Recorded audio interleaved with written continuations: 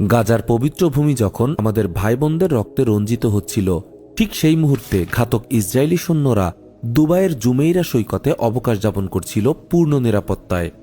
গত এক বছরে 1,16,000 ইসরায়েলি আরব আমিরাত ভ্রমণ করেছে। এই দৃশ্যপট কেবল একটি সংবাদ নয়, বরং আরব আমিরাতের বিশ্বাসঘাতকতার প্রকাশ্য দলিল। যেখানে গণহত্যাকারীদের নিরাপদ আশ্রয় দিচ্ছে তথাকথিত মুসলিম একটি রাষ্ট্র, একই সময়ে আফ্রিকার বুকে সুদানের দারফুরে চলছে আর এক মুসলিম গণহত্যা।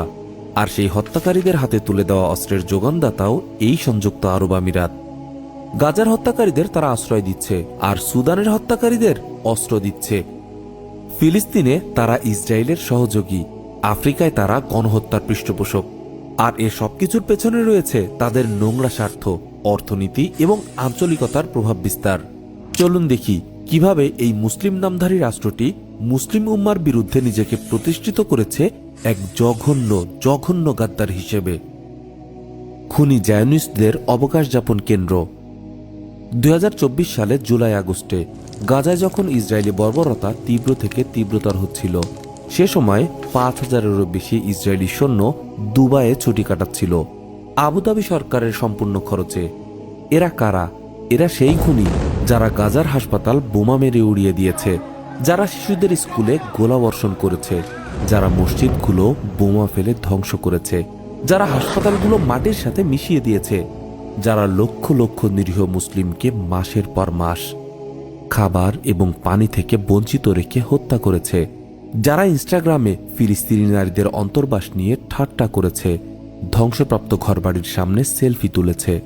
ফিলিস্তিনি শিশুদের রক্তে রঞ্জিত এই খুনিরাই আবার দুবাইয়ের বিলাসবহুল রেস্তোরাঁয় ডিনার উপভোগ করে, পূর্ণ নিরাপত্তায় আরব ভূমিতে মুসলিম রাষ্ট্রের আতিথেয়তায়। ইউএই ইসরায়েল বাণিজ্য 2024 সালের প্রথম 6 মাসে $1.66 বিলিয়ন পৌঁছে যায়। গাজায় গণহত্যার মধ্যেও 7% বৃদ্ধি ঘটে। আবুধাবিতে ইসরায়েলি প্রতিরক্ষা কোম্পানির শাখা খোলা হয়েছে। এমিরেটস এয়ারলাইন্স ইসরায়েলি কোম্পানির সাথে সামরিক চুক্তি করেছে।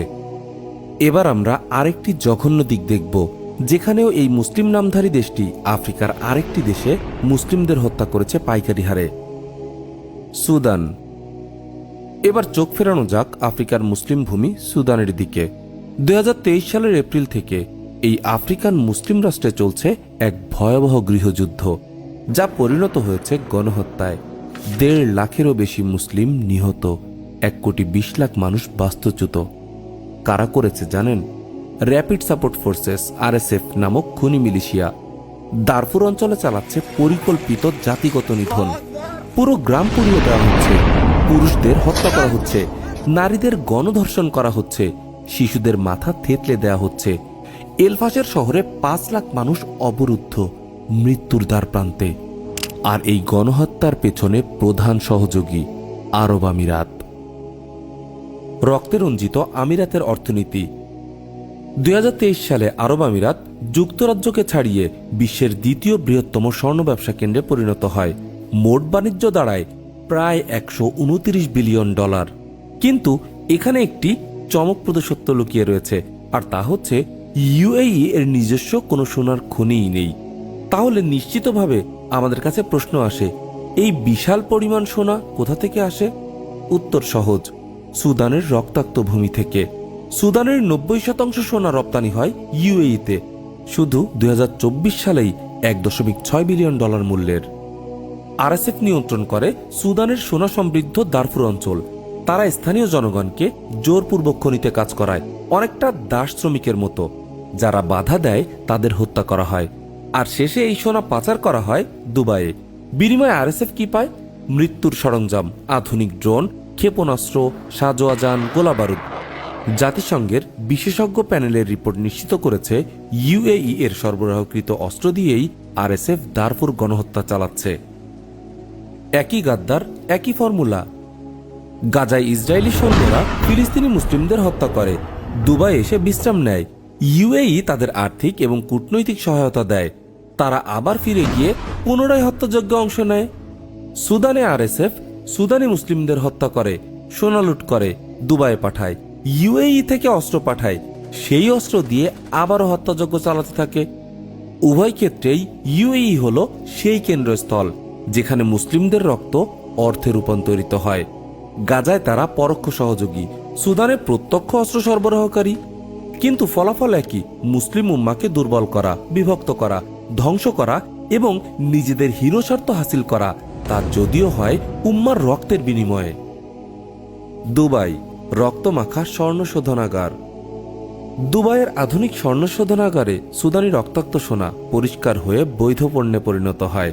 ঠিক যেমন গাজার ইসরায়েলি সৈন্যরা দুবাই এসে তাদের নোংরা ইতিহাস ধুয়ে ফেলে, তেমনি সুদানি রক্তাক্ত সোনাও দুবাই এসে পরিশুদ্ধ হয়ে যায়। দুবাইয়ের গোল্ডসুক বাজারে যে গয়না জলজল করছে, সেই একই সোনা দিয়ে বিশ্বব্যাপী গয়না তৈরি হয়। কেউ জানে না বা জানতেও চায় না যে এই সোনার প্রতিটি অংশে বিন্দুতে লেগে আছে দারফুরের শিশুদের রক্ত। দুবাইয়ের যে হোটেলে ইসরায়েলি সৈন্যরা থাকে, সেই একই শহরে যে ব্যবসা চলে, তার ভিত্তি সুদানি মুসলিমদের মৃত্যু। এ এক নারকীয় চক্র, যার কেন্দ্রে আছে ইউএই। গাজা এবং সুদান দুই ভিন্ন মহাদেশ, কিন্তু একই গল্প। দুই ক্ষেত্রেই ভুক্তভোগী মুসলিম, আর অপরাধী একই, তথাকথিত মুসলিম এই রাষ্ট্র ইউএই। আইনের ঊর্ধ্বে অবস্থান। তথাকথিত আইন যে অকার্যকর, তা মুসলিমদের পক্ষে অবস্থান নেয়া যে কারো ক্ষেত্রে প্রযোজ্য। এই বিষয়টিও আমাদেরকে আঙুল তুলে দেখিয়ে দেয় এই রাষ্ট্রটি। জাতিসংঘ নিরাপত্তা পরিষদ 2004 সাল থেকে দারফুরে অস্ত্র নিষেধাজ্ঞা জারি করে, কিন্তু ইউএই প্রকাশ্যে এই নিষেধাজ্ঞা লঙ্ঘন করেছে। জাতিসংঘের রিপোর্টে প্রমাণিত হয়েছে যে ইউএই থেকে ইউগান্ডা, চাদ এবং লিবিয়া হয়ে আরএসএফ এর কাছে অস্ত্র পৌঁছাচ্ছে। আন্তর্জাতিক সম্প্রদায়ের চাপ তাদের কাছে অর্থহীন, আর আমরা জানি এগুলো ক্ষমতাধরদেরই প্রহসন মাত্র। তাদের কাছে আছে অর্থ, তেল, কূটনৈতিক প্রভাব, আর সবচেয়ে বড় কথা, পশ্চিমা শক্তিগুলোর নিঃশব্দ সমর্থন। নীরব আন্তর্জাতিক সম্প্রদায় ও মুসলিম বিশ্ব। আমেরিকা এবং ইউরোপকে আমরা তথাকথিত মানবাধিকারের কথা বলতে শুনি, কিন্তু ইউএই এর বিরুদ্ধে কোনো কঠোর পদক্ষেপ নেয় না, বা তারা কখনোই সেটা নেবেও না। কারণ ইউএই পশ্চিমা অস্ত্রের বড় ক্রেতা। তাদের তেল এবং বিনিয়োগ পশ্চিমা অর্থনীতির জন্য খুবই গুরুত্বপূর্ণ। আর একদিকে মুসলিমদেরকে তারা নিজেদের প্রধানতম শত্রু হিসাবে বিবেচনা করে। তারা মুসলিমদের রক্ত দেখে উল্লাসিত হবে, এটাই স্বাভাবিক। ফিলিস্তিনি ইস্যু আমাদের সামনে এই সত্য স্পষ্ট করেছে। আর মুসলিম বিশ্ব ও সংগঠনগুলোর অবস্থা আরও লজ্জাজনক। গাজায় ফিলিস্তিনিরা মরছে, সুদানের দারফুরিরা মরছে, আর উম্মার তথাকথিত নেতারা ব্যবসা করছে ইউএই এর সাথেই। আমাদের করণীয়। মুসলিমদের এই ক্রান্তি লগ্নে আমাদের এগিয়ে আসতে হবে, আমাদের কথা বলতে হবে, এই লেবাসধারী গাদ্দারদের মুখোশ সবার সামনে উন্মোচিত করতে হবে, নিজেরাই নিজেদের মিডিয়া হিসাবে কাজ করতে হবে। আপনার আমার হয়ে তথাকথিত আধুনিক মিডিয়াগুলো একটি বাক্য অপচয় করবে না। এরা ব্যস্ত ইসলাম এবং মুসলিমদের বিরুদ্ধে নতুন নতুন ন্যারেটিভ তৈরি করতে। আপনাকে সমাজ থেকে সরিয়ে দেওয়ার কাজে এরা সাহায্য করে। আমরা বিগত ফ্যাসিস্টের সময়ে তার ভয়াবহ প্রমাণ পেয়েছি।